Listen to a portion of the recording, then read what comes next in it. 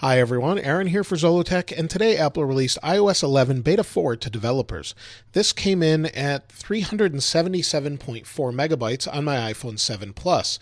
For some devices it may be a little bit different. On my iPad Pro 12.9 first gen, it was closer to 300 megabytes. And this beta will probably be available to public beta testers within a day or sometimes up to a week. Let's take a look at the build number. The build is 15A5327G, and this build changes a few things, and there's still some bugs. One of the things it changes is right here, the capacity. It now shows the full capacity of the phone regardless of the operating system usage. It's actually showing that this is a 128 gigabyte iPhone 7 Plus, even after the operating system is installed and everything. That's something they've tweaked. Another thing they've changed is the icons here. They've changed the notes icon. They've made it a little bit different. Reminders, they've moved the bullet points to the other side, so maybe that will shift depending on your language.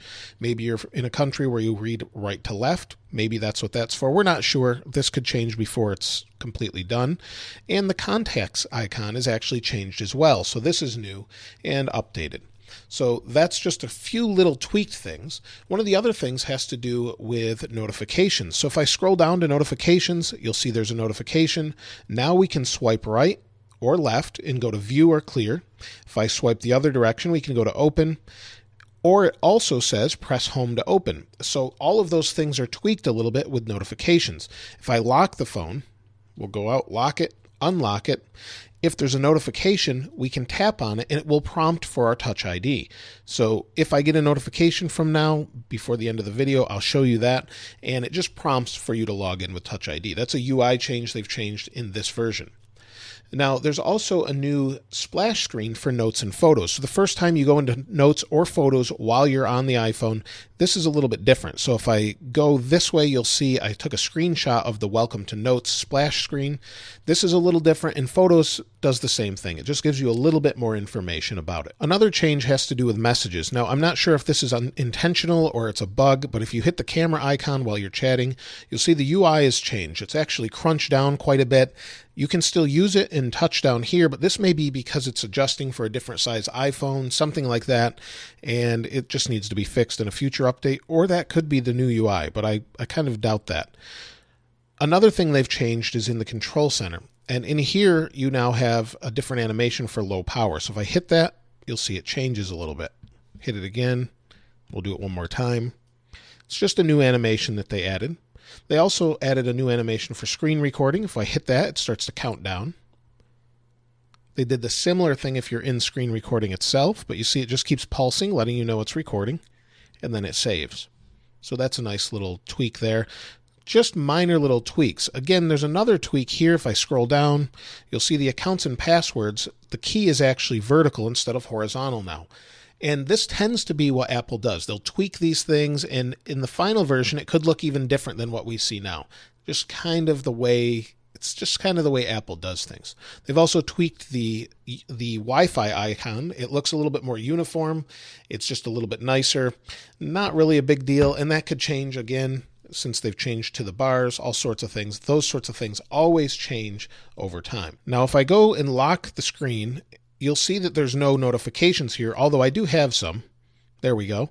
If I scroll to, we'll pull down, and that's a new little animation. Pull down, they show up. Slide.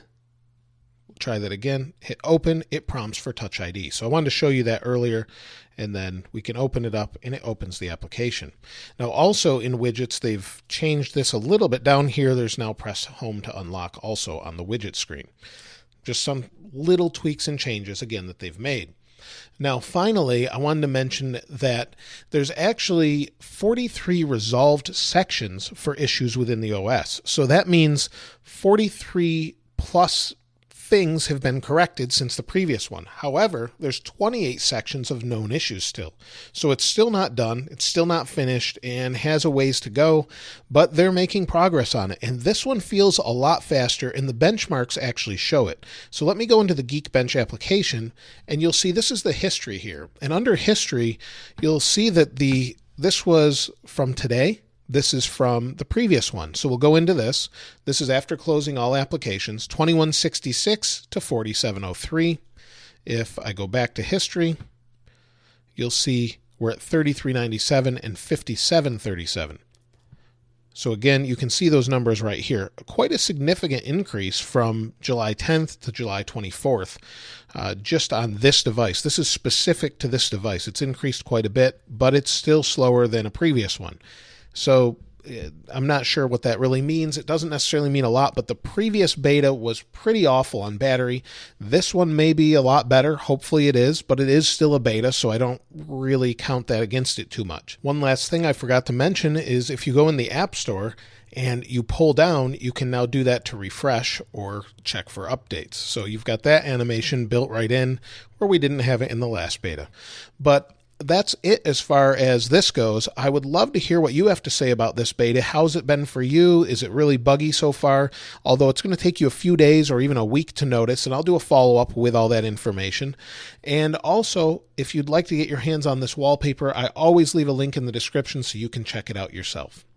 If you have anything else, though, you've found, let me know in the comments below. If you haven't subscribed already, please subscribe and like. As always, thanks for watching. This is Aaron. I'll see you next time.